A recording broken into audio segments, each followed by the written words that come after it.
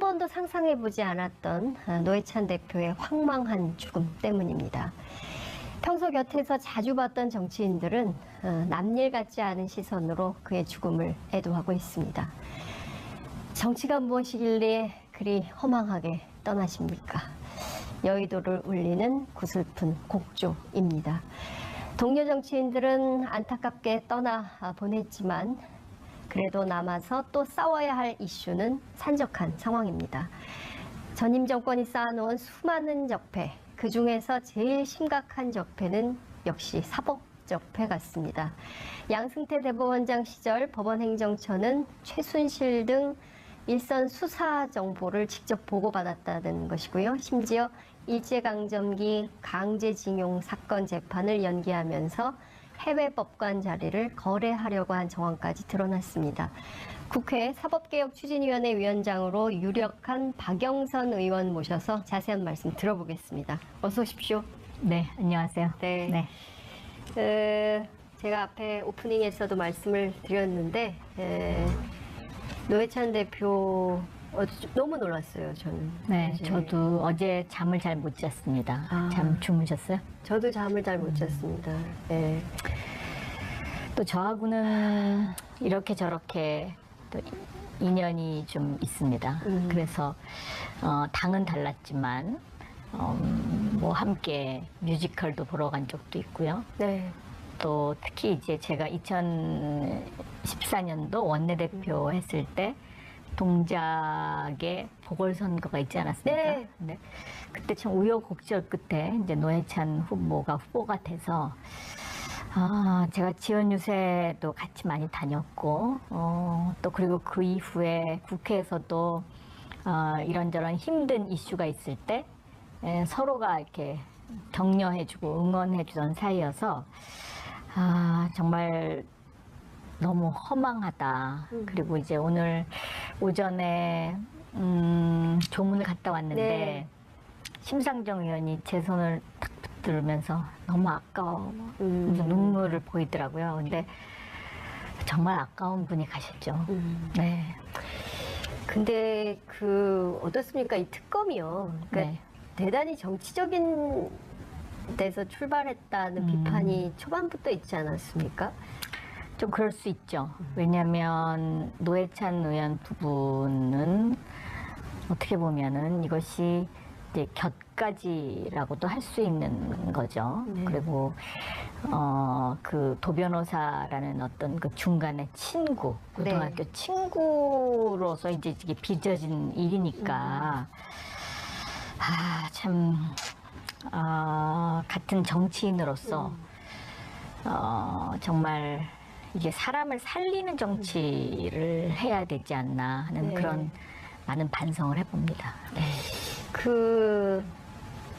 이제 특검에서는 이제 5천만 원이라고 얘기했고 이제 본인은 한 4천만 원이라고 얘기했는데 그 돈이라는 게요.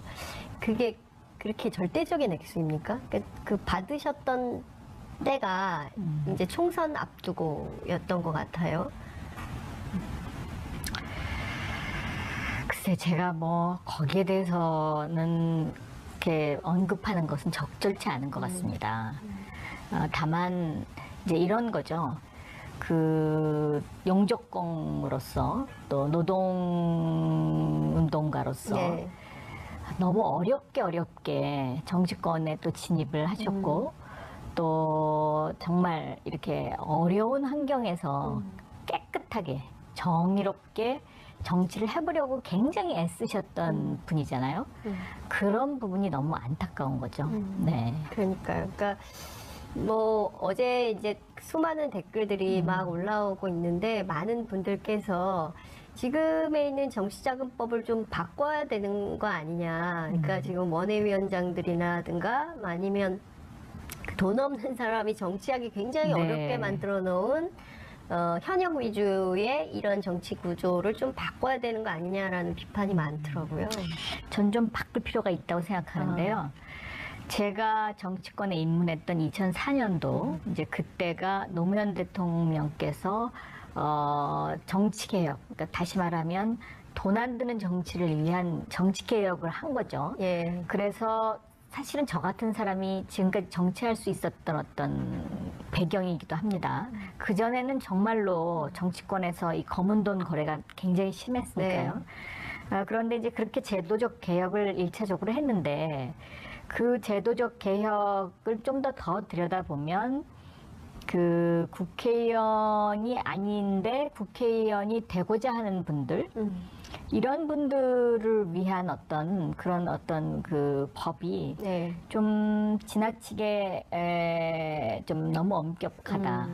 이런 생각도 좀 제가 하곤 했었습니다. 네. 근데 이제 또 그걸 풀어주게 되면 다시 옛날로 돌아가는 것 아니냐 하는 이제 이런 어떤 그런 두려움, 이제 이런 것도 좀 있습니다. 그래서 제 생각에는 좀 찬찬히 그 현명하게 이것을 들여다보고 네. 우리가 정말 돈 안 드는 깨끗한 정치를 할 수 있게 우리 사회를 만들어야 네. 저는 그것이 우리 대한민국의 희망이 될 수 있다 이렇게 생각하고 있습니다. 네. 그 얼마 전에 페이스북에 계속 그 100년의 민주당을 준비해야 100년 되는, 정당. 예, 100년 네. 정당을 준비해야 된다는 글을 계속 올리셔서 네네. 많은 기자들이 당대표 출마하시나 보다.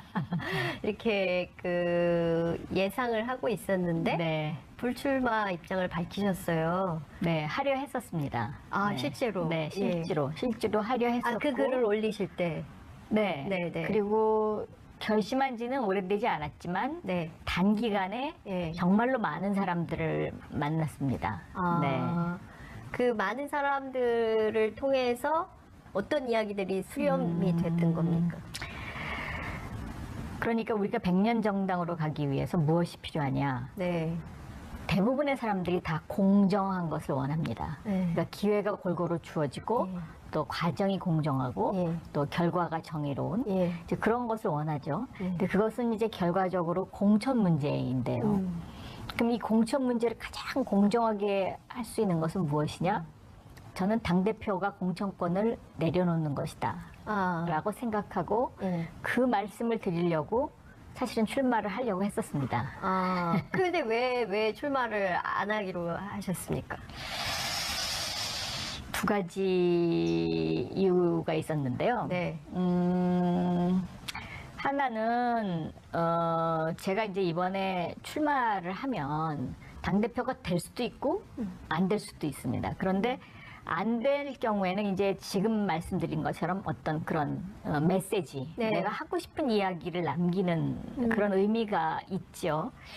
그런데 지금 이제 당 돌아가는 상황을 보니까 저의 의도하고는 다르게 또 출마를 하게 되면 이렇게 갈라치기 하는. 그러니까 이게 저는 굉장히 바람직하지 않다고 생각하거든요. 이제는 하나의 당으로 가야 100년 정당이 되는데 네. 또 그런 갈라치기 하는 어떤 그 속에 또 이렇게 그 소용돌이 속에 네. 들어가게 되면 본의 아니게 이제 또 여러 가지 또 온갖 그 상처를 받게 되는 그런 경우가 있죠. 그래서 이제 그게 조금 이제 그건 뭐 우려가 됐지만 그거는 각오할 수 있는 부분이었다고 저는 생각합니다. 그런데 이제 저한테 이 사법개혁 특위위원장을 맡아주면 어떻겠냐는 이제 그런 제의가 있었던 것은 사실인데요. 예, 이 사법개혁 특위를 맡아달라는 제안은 어디로부터 있었던? 원내대표. 원내대표. 네. 네, 있었던 것은 사실인데요. 네. 제가 이제 이런 고민을 했습니다.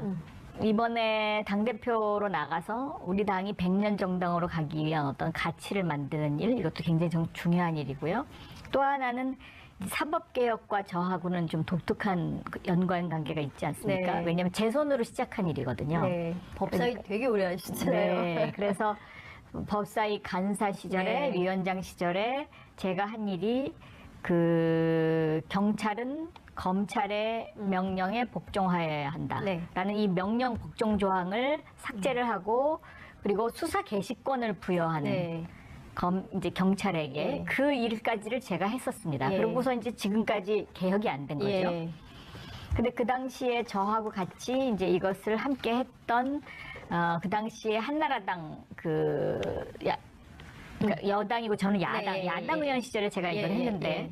그 여당 측 간사는 그 후에 19대 국회에 출마를 못할 정도로 예. 압박이 굉장히 셌던 정말 참 하기 힘든 일입니다, 이게.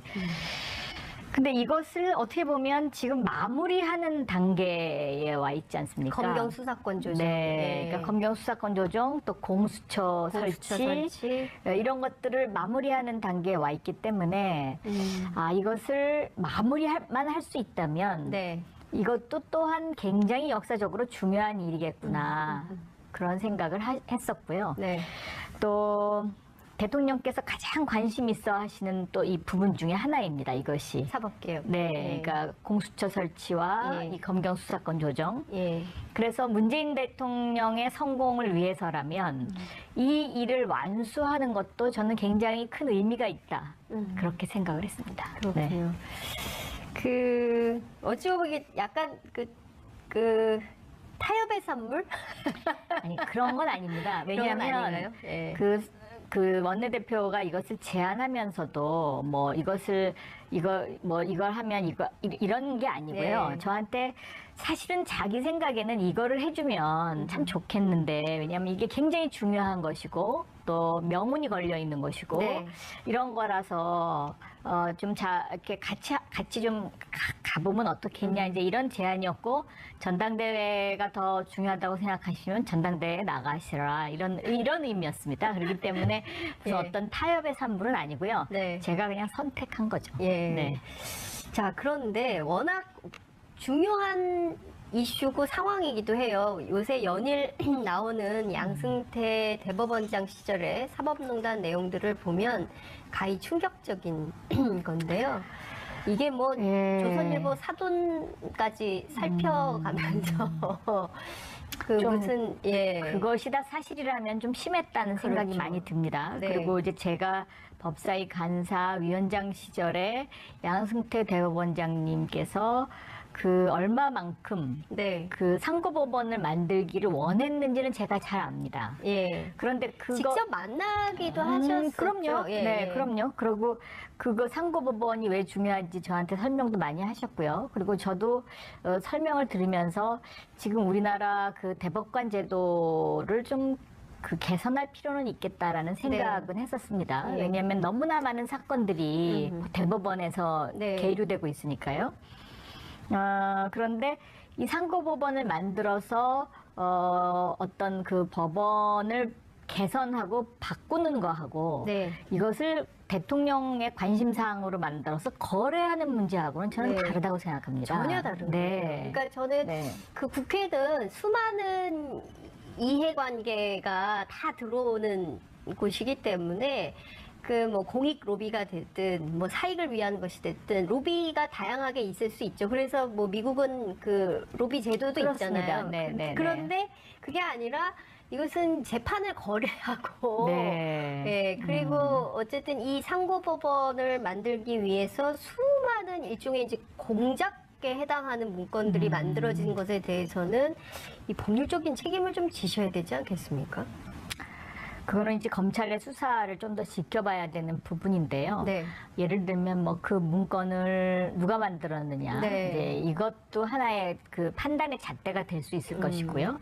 왜냐하면 뭐 그것이 대법원장의 지시에 의한 것인지, 아니면 또 밑에서 잘 보이기 위해서 네. 또 그런 문건을 만드는 건지, 아니면 또 그 문건이 실질적으로 실행이 됐는지, 이런 부분은 좀 더 면밀하게 들여다봐야 되는 일인데, 저도 굉장히 충격적이다라고 생각했습니다. 그러니까 네. 그 지금 나온 내용을 보면 법원 행정처에서 국회의원들을 성향별로 분리해서 하고, 그 다음에 특히 이제 국회 법사위의 경우에는 뭐 술 취한 법사위원이 전화하면 막 그 운전해주러 가기도 했다는 거고요.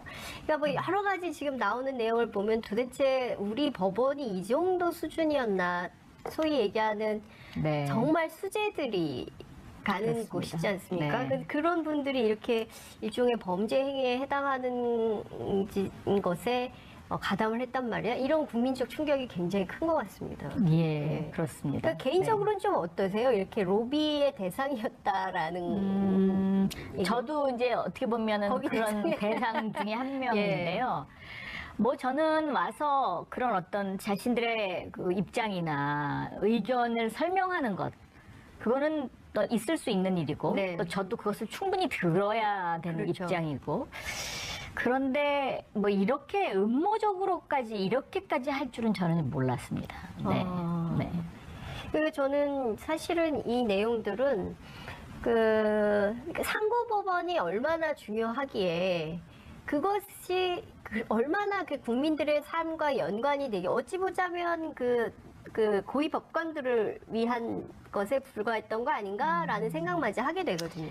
그러니까 양승태 대법원장 입장에서는 본인의 하나의 업적으로 남기고 싶었던 것 같습니다. 개인의.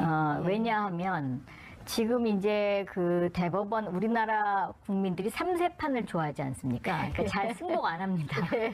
그래서 무조건 대법원의 이제 그 최종 판결이 나올 때까지 기다리는데 이것을 이제 그 대법관 열 몇 분이 이제 그것을 다 네. 할 수가 없는 그런 상황이죠. 실질적으로 그리고 대법관 그 방에 들어가 보면 서류들이 막 이렇게 철저히 쌓여 있습니다. 아.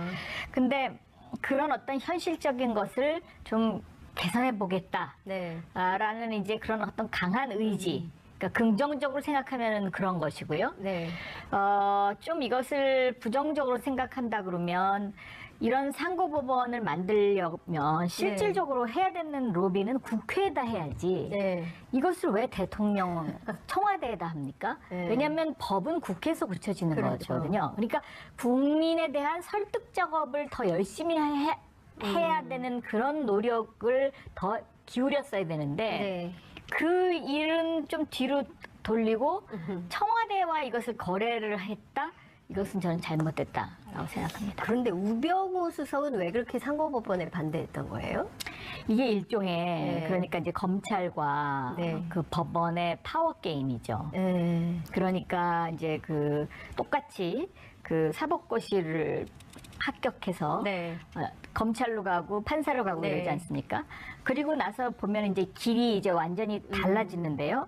이 달라진 그 두 길의 상고법원을 만들게 되면 그 검찰의 어떤 그 하이어러키, 그러니까는 네. 그 그러니까 검찰도 왜 대검찰청 이렇게 붙이잖아요. 네. 이 대자가 왜 붙은 거냐면요. 네. 대법원이라는 것 때문에 그렇습니다. 이게 맞추는 겁니까? 그렇습니다. 그러니까 그냥 검찰청 이러면 되는데 네, 그러니까요. 그 대검 이렇게 되잖아요. 네. 그러니까 일종의 우리가 판사한테 밀릴 게 뭐가 있냐? 그래서 우리도 판사가 뭘 하면 검찰도 뭘 해야 됩니다. 네. 예산도 똑같아요. 예산도 판사 그러니까 예를 들면 법원을 하나 지으면요. 네. 그 검찰청도 똑같이 똑같이 하나를 뭘 지어야 됩니다. 이런 식으로 이제 경쟁을 하는 그런 예. 관계에 있습니다. 그래서 그런 부분도 저는 좀 고쳐져야 되는 부분이다 이렇게 아니 생각합니다. 이렇게 동등하고 대등한 관계를 주장했던 검찰은 이 사법농단 사태에 대해서는 왜 이렇게 수사를 적극적으로 안 하는 겁니까? 그리고 또 법원에서 계속 영장을 기각하고 있지 않습니까? 그것도 이런 저는 문제들을 일종의 서로 예. 법원과 검찰의 어떤 그 권력 싸움이다라고 생각합니다. 서로 갖고 있는 어떤 사법적 권력을 네. 지금 서로 부딪히고 있는 거죠. 네. 자, 그렇다면 그 사개특위에서 이런 문제까지 포함해서 사법부 개혁을 좀 해야 되지 않겠습니까? 검경 수사권 조정, 해야 되는데요. 고위공직자비리 수사처를 넘어서 이렇게 국민들이 보기엔 지금 다 현관들이거든요. 그 지금 지방법원장들 그리고 그 선임 부장판사들이 사실상 양승태 대법원장 시절에 부역했던 분들이지 않습니까? 그렇다면 저는 그래요. 이런 상황이면 스스로 좀 내려놓고 뭐 이런 모습도 있어야 되는데 그거는 쉽지 않을 겁니다. 근데 어쨌든 해야 되는데 네. 이번 사법개혁 특위가 네. 주어진 임무라고는 생각하지 않고요. 네. 이번 사법개혁 특위가 공수처법 네. 그리고 검경 수사권 조정 네. 이 두 가지만 해도 엄청난 역사적인 그 큰 발전과 그 진보가 있다 이렇게 저는 생각합니다. 네. 근데 이제 그 검경 수사권 조정 공수처법 국민들은 그냥 뭐 지난번에 그 정부가 발표했으니까 뭐 그대로 되겠거니 하지만 실제로 들어가 보면 아닙니다, 어마어마하죠. 예. 그게 아니고요. 예. 그거는 이제 정부가 발표한 거는 정말 대한민국 역사상 처음으로 행정부와 법무부가 서로 합의해서 어떤 안을 만들었다는 것이고요. 네. 이 안이 이제 지금 국회로 넘어와 있죠. 네. 그러니까 국회에서 심의를 해서 이 법을 통과시켜야 되는 것입니다. 네. 네. 그런데 지금 걸림돌이 한두 가지가 그렇습니다. 아닐 것 같다는 생각이 좀 듭니다. 제일 심각하게 갈등사항은 어떤 걸까요? 저는 오히려 그러니까 공수처는 네. 어떤 이제 새로운 하나의 틀을 그렇죠. 만드는 거기 때문에 이제 그 수사 대상 범위를 어떻게 할 것이냐 이 문제만 합의만 되면 저는 어느 정도의 틀을 만들 수 있다고 생각하는데 이 검경 수사권 조정 부분에 있어서 아직까지도 검찰이 그 내려놓고 싶지 않은 부분이 너무 많기 때문에 이 부분이 좀 쉽지 않을 거다 이렇게 저는 생각하고 있습니다. 그런데요. 사실 기소독점주의도 그렇고 그리고 검찰 비대화 문제가 너무 심각하게 얘기가 됐었지 않습니까? 근데 이번에 보면 징계도 또 하게 돼요. 경찰에 대해서. 그런 것 때문에 또 경찰도 반발하고 네. 있고 이런 상황인 것인데요. 여기도 법원이 청사 하나 지으면 검찰청도 뭘 하나 지어야 되는 것처럼 네. 검찰과 경찰이 좀 동등한 관계로 바뀌어야 되는 것은 아닐까요? 저는 동등한 관계라기보다는요 네. 서로 견제와 균형을 견제와 균형. 하는 관계로 가는 것이 맞다. 그러니까 경찰이 한 수사가 제대로 됐는지를 네. 검찰은 기소권을 통해서 기소를 하든지 말든지를 결정하는 것이고요. 그렇죠. 이 검찰이 한 기소가 제대로 됐는지를 판사가 네. 판결을 통해서 국민들에게 이야기하는 것이죠. 네. 네. 그런데 그런 차원에서 보자면 우리도 일종의 이제 기소 전문, 수사 전문, 그래서 기소청과 수사청을 분리하는 방안으로까지도 분화 발전해야 되는 거 저는 아니냐? 그것도 바람직한 방법이다라고 생각하고 있습니다. 네. 네. 그렇게까지 가는데 자유한국당이나 다른 정당들도 합의를 해줄까요? 저는 대한민국이 선진국으로 가려면 네. 이런 어떤 그 검찰과 경찰의 견제와 균형 이것이 맞아야 된다고 생각하거든요. 네. 그래서 아마 이것이 그러니까는 단계적으로는 그러니까 한꺼번엔 다 할 수 없겠지만 예. 어느 단계까지는 점진적으로 조금씩 해나갈 수 있지 않을까 그런 기대를 하고 있습니다. 네. 이거 좀 여쭤볼게요.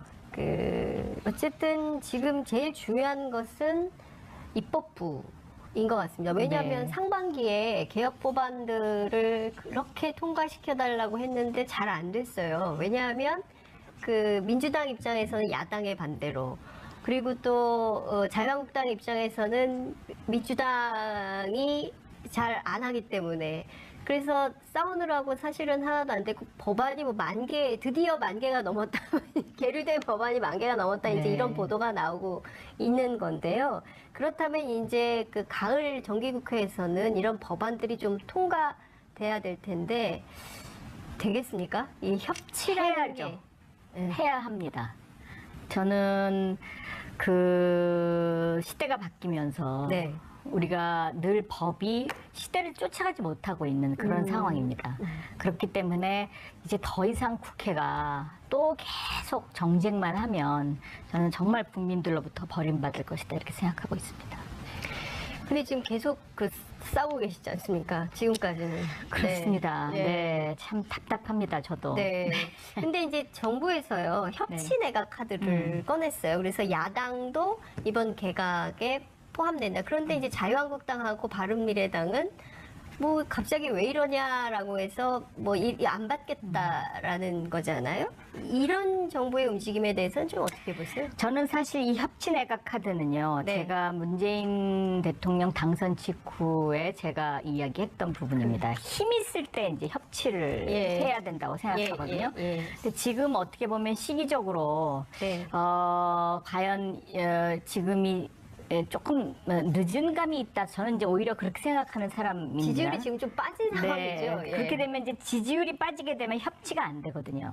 그러니까 협치는 힘이 있을 때 이제 이것이 협치를 하는 것인데, 네. 저는 이번에도 그런 어떤 그 야당과의 물밑 작업 예. 이런 것들이 좀 더 선행됐으면 좋았을 걸 하는 그런 아쉬움 같은 것이 있습니다. 예.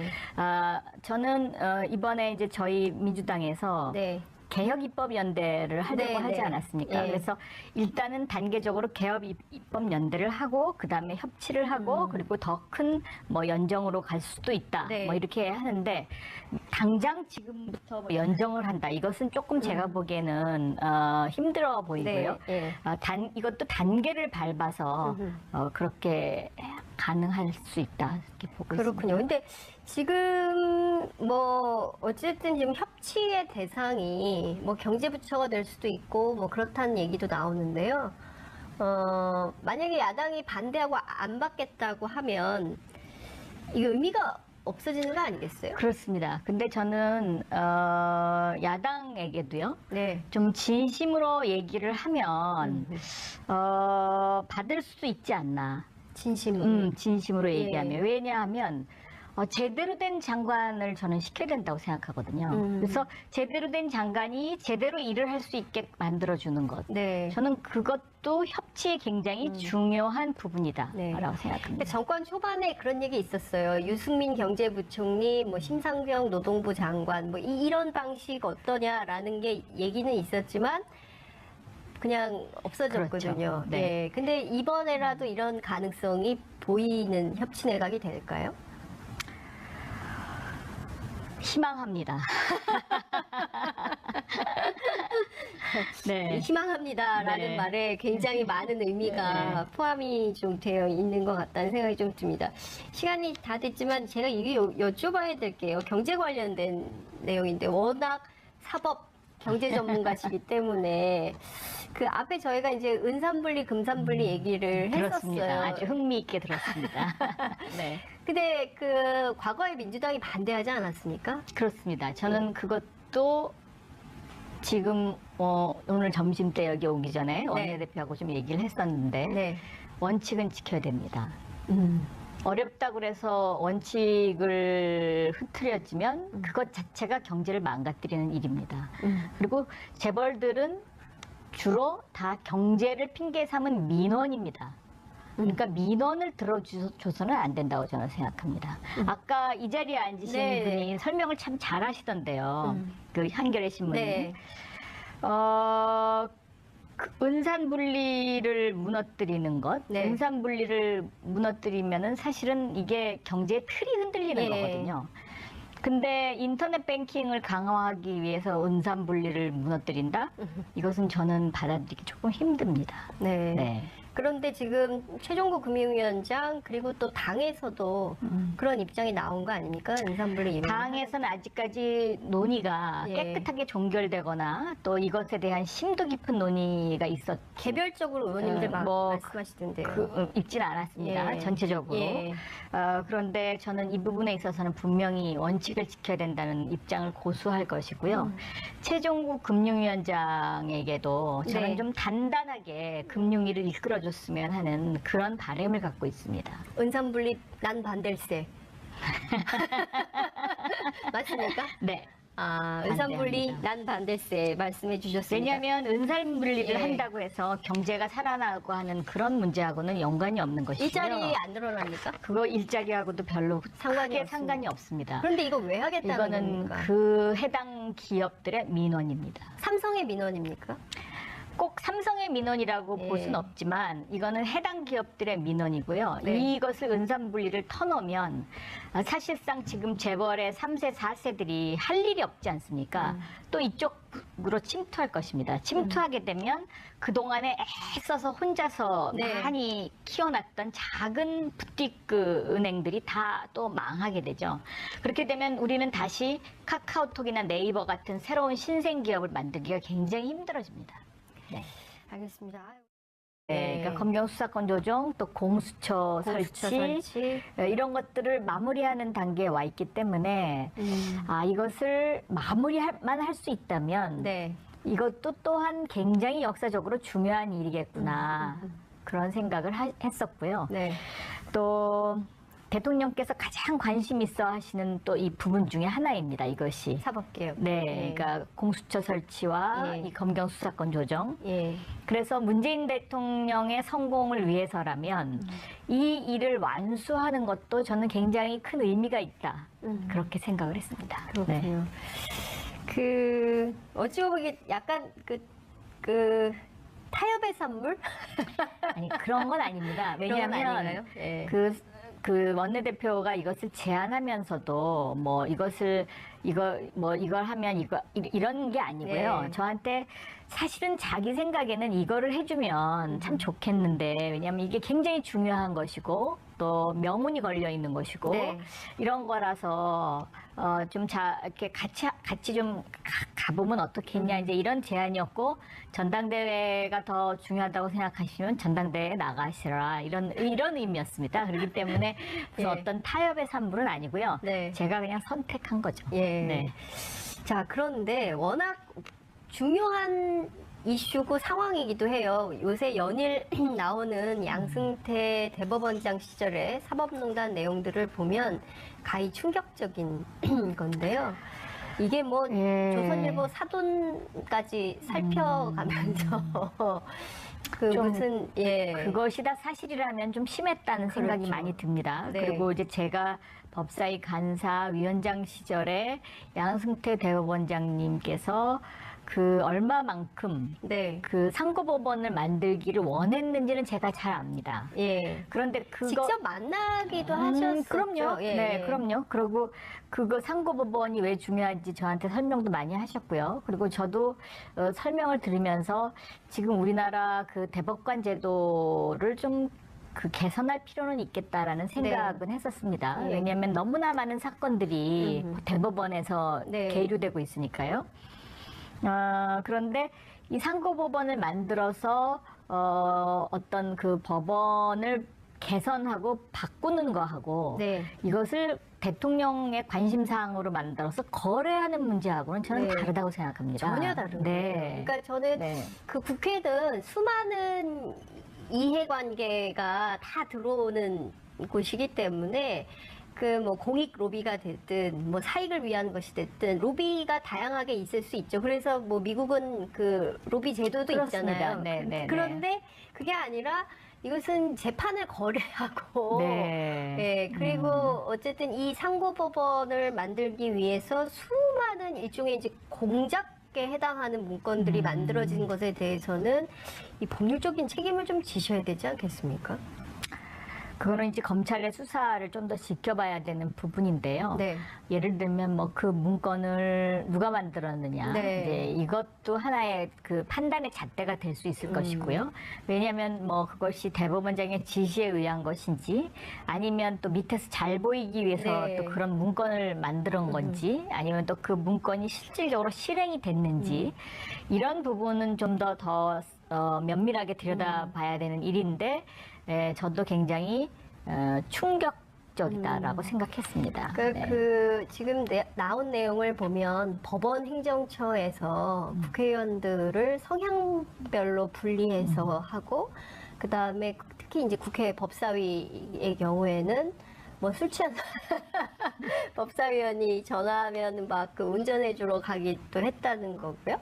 그러니까 뭐 여러 가지 지금 나오는 내용을 보면 도대체 우리 법원이 이 정도 수준이었나, 소위 얘기하는 네. 정말 수재들이 가는 그렇습니다. 곳이지 않습니까? 네. 그런 분들이 이렇게 일종의 범죄 행위에 해당하는 것에 가담을 했단 말이야. 이런 국민적 충격이 굉장히 큰 것 같습니다. 예, 네. 그렇습니다. 그러니까 개인적으로는 좀 어떠세요? 이렇게 로비의 대상이었다라는. 저도 이제 어떻게 보면은 거기 그런 대상에. 대상 중에 한 명인데요. 뭐 저는 와서 그런 어떤 자신들의 그 입장이나 의견을 설명하는 것, 그거는 또 있을 수 있는 일이고, 네. 또 저도 그것을 충분히 들어야 되는 그렇죠. 입장이고, 그런데 뭐 이렇게 음모적으로까지 이렇게까지 할 줄은 저는 몰랐습니다. 네. 네. 그리고 저는 사실은 한 번도 상상해보지 않았던 노회찬 대표의 황망한 죽음 때문입니다. 평소 곁에서 자주 봤던 정치인들은 남일 같지 않은 시선으로 그의 죽음을 애도하고 있습니다. 정치가 무엇이길래 그리 허망하게 떠나십니까? 여의도를 울리는 구슬픈 곡조입니다. 동료 정치인들은 안타깝게 떠나 보냈지만 그래도 남아서 또 싸워야 할 이슈는 산적한 상황입니다. 전임 정권이 쌓아놓은 수많은 적폐, 그 중에서 제일 심각한 적폐는 역시 사법적폐 같습니다. 양승태 대법원장 시절 법원행정처는 최순실 등 일선 수사 정보를 직접 보고받았다는 것이고요. 심지어 일제강점기 강제징용 사건 재판을 연기하면서 해외 법관 자리를 거래하려고 한 정황까지 드러났습니다. 국회 사법개혁추진위원회 위원장으로 유력한 박영선 의원 모셔서 자세한 말씀 들어보겠습니다. 어서 오십시오. 네, 안녕하세요. 네. 제가 앞에 오프닝에서도 말씀을 드렸는데 노회찬 대표 너무 놀랐어요, 저는. 네, 이제 저도 어제 잠을 잘 못 잤습니다. 잠 주무셨어요? 저도 잠을 잘 못 잤습니다. 네. 또 저하고는 이렇게 저렇게 또 인연이 좀 있습니다. 그래서 당은 달랐지만 뭐 함께 뮤지컬도 보러 간 적도 있고요. 네. 또 특히 이제 제가 2014년도 원내대표 했을 때 동작에 보궐선거가 있지 않았습니까? 네. 네. 그때 참 우여곡절 끝에 이제 노회찬 후보가 후보가 돼서 제가 지원 유세도 같이 많이 다녔고 또 그리고 그 이후에 국회에서도 이런저런 힘든 이슈가 있을 때 서로가 이렇게 격려해주고 응원해주던 사이여서 정말 너무 허망하다. 그리고 이제 오늘 오전에 조문을 갔다 왔는데 네.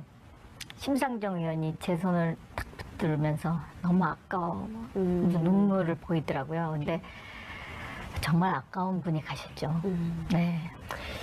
근데 어떻습니까? 이 특검이요. 그러니까 네.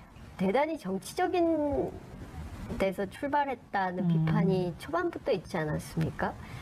좀 그럴 수 있죠. 왜냐하면 노회찬 의원 부분은 어떻게 보면은 이것이 이제 곁가지라고도 할 수 있는 거죠. 네. 그리고 그 도변호사라는 어떤 그 중간에 친구, 고등학교 친구로서 이제 이게 빚어진 일이니까 참 같은 정치인으로서 정말 이게 사람을 살리는 정치를 해야 되지 않나 하는 네. 그런 많은 반성을 해봅니다. 네.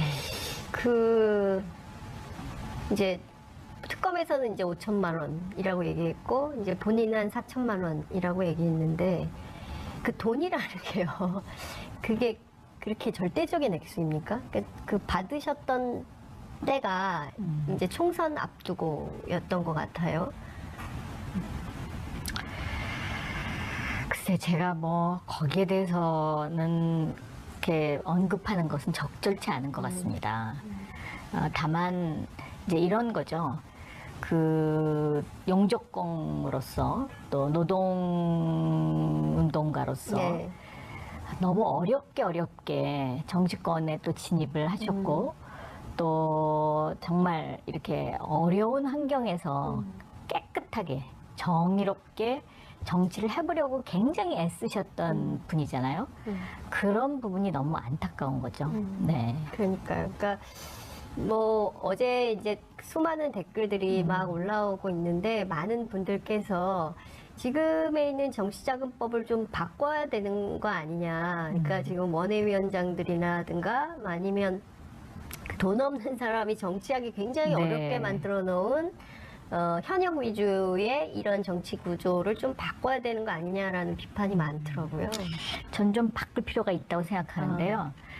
제가 정치권에 입문했던 2004년도 이제 그때가 노무현 대통령께서 정치개혁, 그러니까 다시 말하면 돈 안 드는 정치를 위한 정치개혁을 한 거죠. 예. 그래서 사실은 저 같은 사람이 지금까지 정치할 수 있었던 어떤 배경이기도 합니다. 이 내용들은 상고법원이 얼마나 중요하기에 그것이 얼마나 그 국민들의 삶과 연관이 되게 어찌 보자면 그 고위 법관들을 위한 것에 불과했던 거 아닌가라는 생각마저 하게 되거든요. 그러니까 양승태 대법원장 입장에서는 본인의 하나의 업적으로 남기고 싶었던 것 같습니다. 개인의. 왜냐하면 지금 이제 그 대법원 우리나라 국민들이 3세판을 좋아하지 않습니까? 그러니까 잘 승복 안 합니다.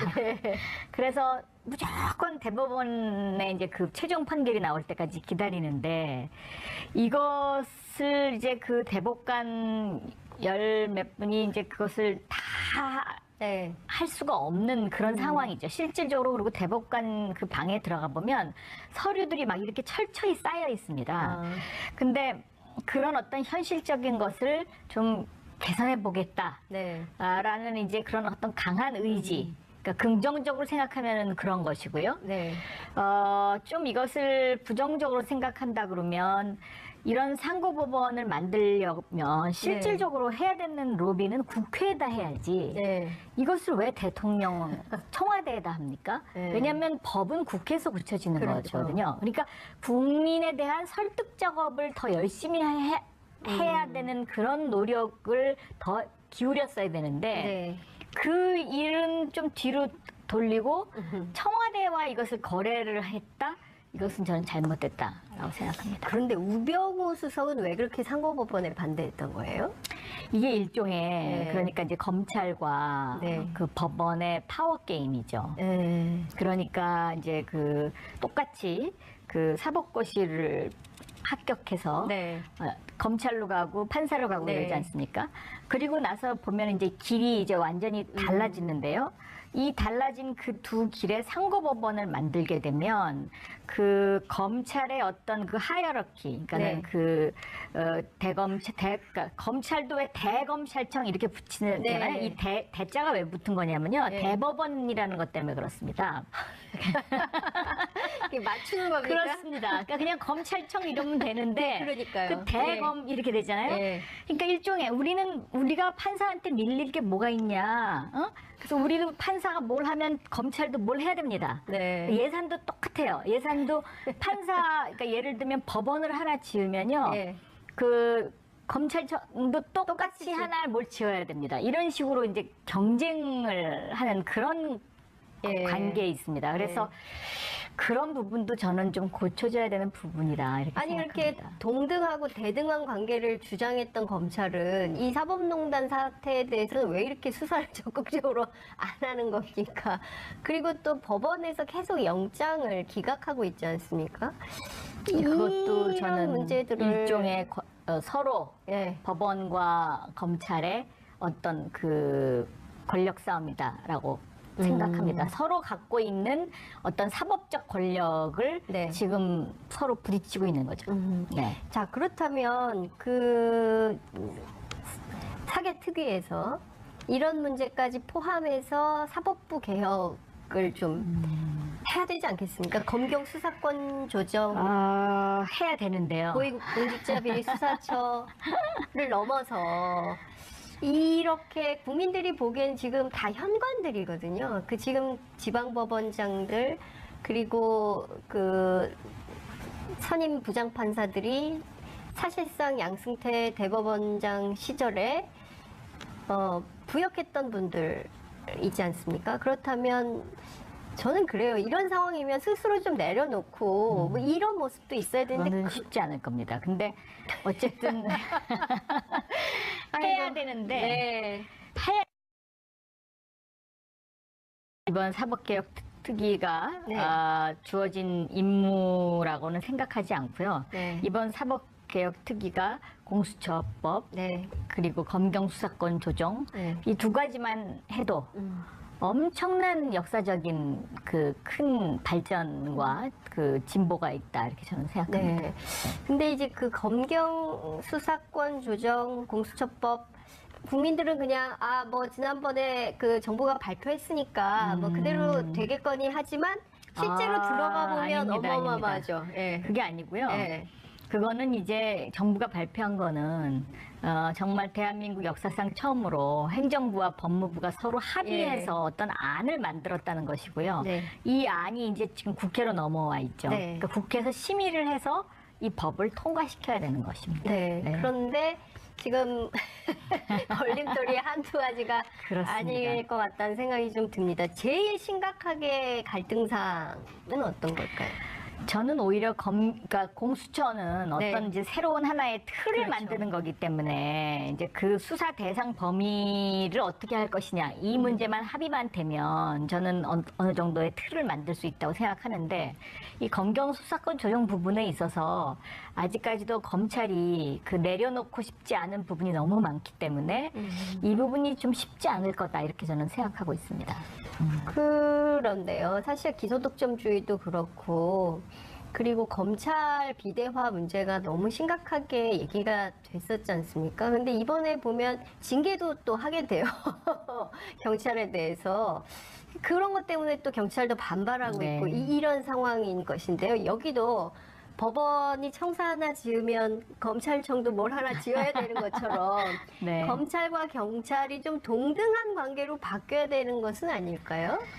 저는 동등한 관계라기보다는요 네. 서로 견제와 균형을 견제와 균형. 하는 관계로 가는 것이 맞다. 그러니까 경찰이 한 수사가 제대로 됐는지를 네. 검찰은 기소권을 통해서 기소를 하든지 말든지를 결정하는 것이고요. 그렇죠.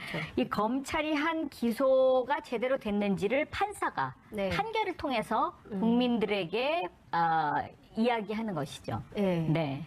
그런데 그런 차원에서 보자면 우리도 일종의 이제 기소 전문, 수사 전문, 그래서 기소청과 수사청을 분리하는 방안으로까지도 분화 발전해야 되는 거 저는 아니냐. 그것도 바람직한 방법이다라고 생각하고 있습니다. 네.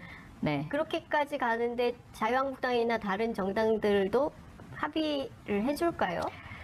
저는 대한민국이 선진국으로 가려면 네. 이런 어떤 그 검찰과 경찰의 견제와 균형 이것이 맞아야 된다고 생각하거든요. 네. 그래서 아마 이것이 그러니까는 단계적으로는 그러니까 한꺼번엔 다 할 수 없겠지만 예. 어느 단계까지는 점진적으로 조금씩 해나갈 수 있지 않을까 그런 기대를 하고 있습니다. 네.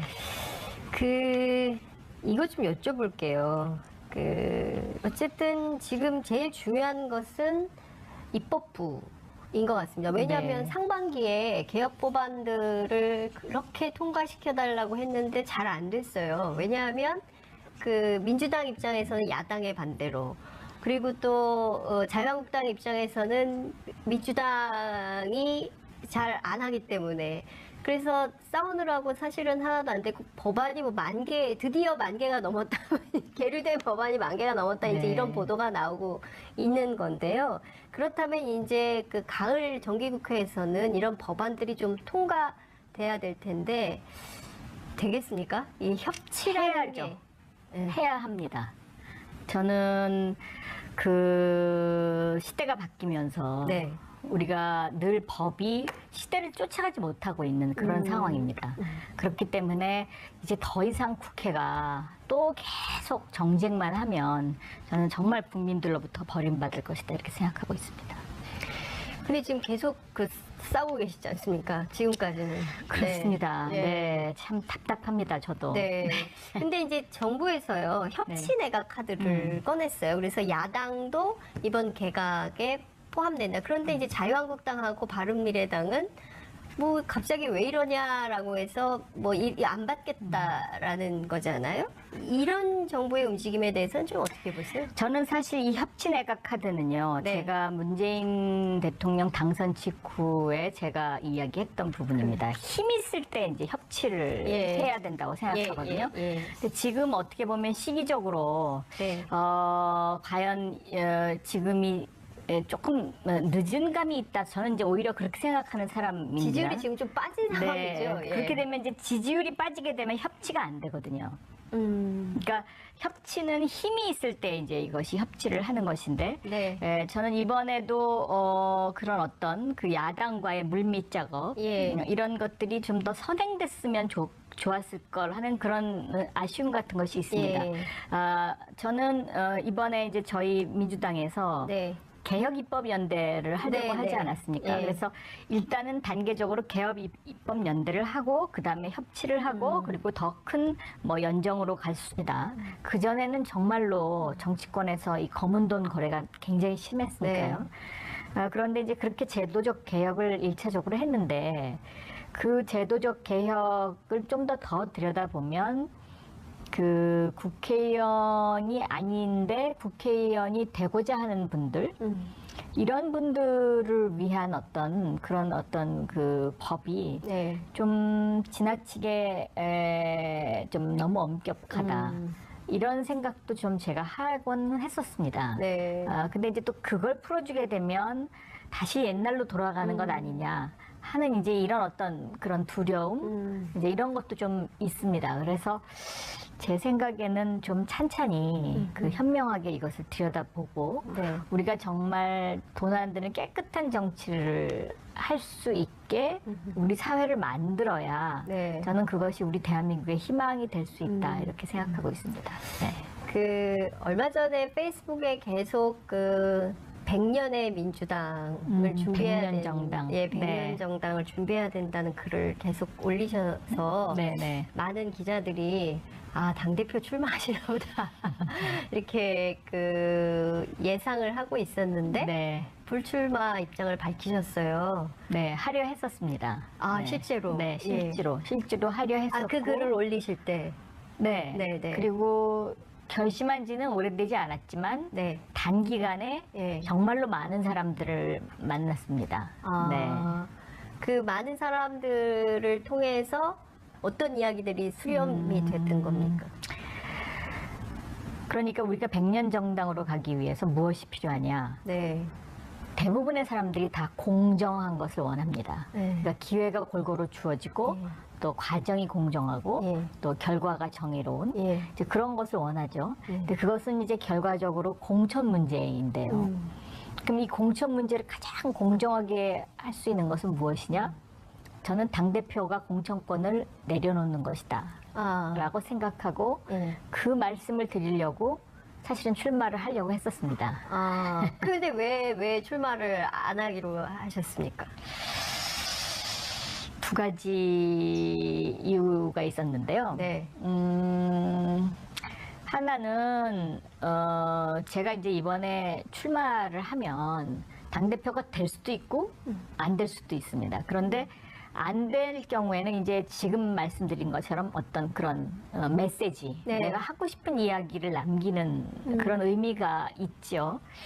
그런데 지금 이제 당 돌아가는 상황을 보니까 저의 의도하고는 다르게 또 출마를 하게 되면 이렇게 갈라치기 하는 그러니까 이게 저는 굉장히 바람직하지 않다고 생각하거든요.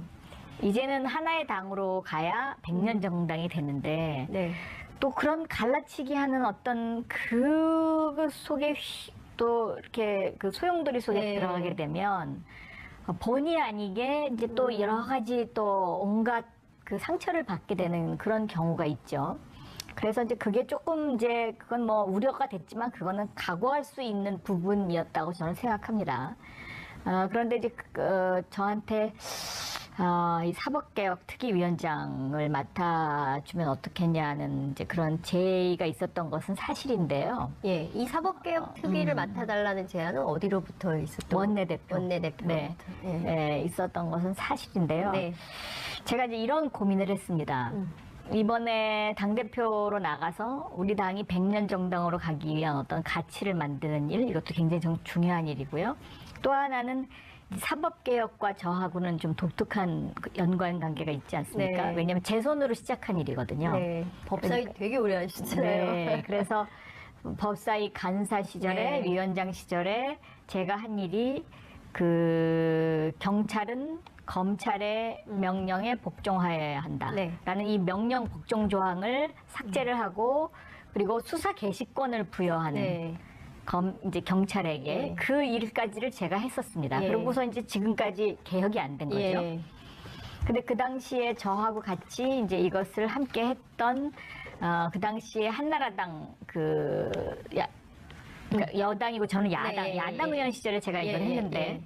그 여당 측 간사는 그 후에 19대 국회에 출마를 못할 정도로 예. 압박이 굉장히 셌던 정말 참 하기 힘든 일입니다, 이게. 근데 이것을 어떻게 보면 지금 마무리하는 단계에 와 있지 않습니까? 검경 수사권 조정. 네.